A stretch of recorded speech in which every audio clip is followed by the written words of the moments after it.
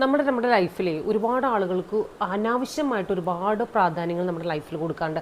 നമ്മൾ financially, physically, mentally, അങ്ങനെ നമ്മൾ ഒരുപാട് സപ്പോർട്ട് നമ്മൾ ചില വ്യക്തികൾക്ക് നമ്മുടെ ലൈഫിൽ കൊടുക്കാറുണ്ട്.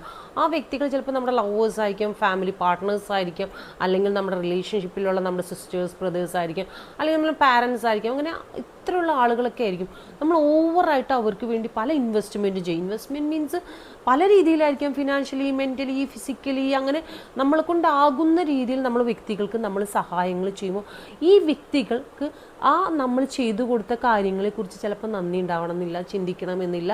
ഇല്ലെങ്കിൽ അതൊന്നും എല്ലാം സ്വീകരിച്ചിട്ട് ആ റിലേഷൻഷിപ്പിലുള്ള ആ വ്യക്തി നമ്മളിങ്ങനെ ബ്ലെയിം ചെയ്തുകൊണ്ടിരിക്കും. കണ്ടിന്യൂസ് ആയിട്ട് ബ്ലെയിം ചെയ്യുക, കുറ്റപ്പെടുത്തുക, മറ്റുള്ളവരായിട്ട് കമ്പാരിസൺ ചെയ്യുക, ഇങ്ങനെ ചെയ്തുകൊണ്ടിരിക്കും.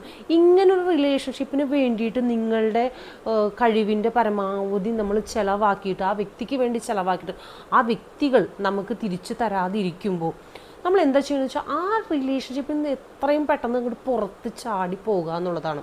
ആ റിലേഷൻഷിപ്പ് നിങ്ങൾ കൊണ്ട് മുന്നോട്ട് പോകുന്നതുകൊണ്ട് നമ്മുടെ ലൈഫിൽ ബേർഡൻസ് ആണ് ഉണ്ടാവുക.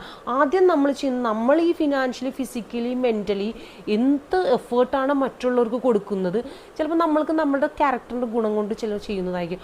ആ സാധനം എടുത്താലും അത് അവരുടെ അവകാശം പോലെ ചില ആളുകൾ അത് സ്വീകരിക്കുമായിരിക്കും.